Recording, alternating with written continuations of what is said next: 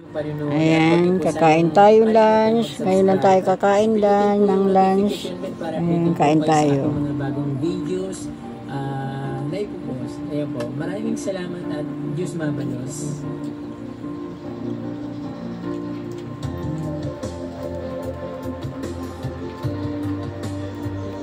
Ilan ba Diyos mabalos? Salitang Bicol. Salamat sa Diyos. Maraming salamat sa Diyos. Ayan, kain tayo guys.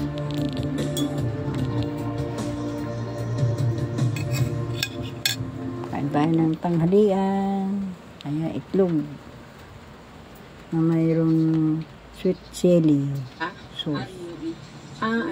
Ruiza.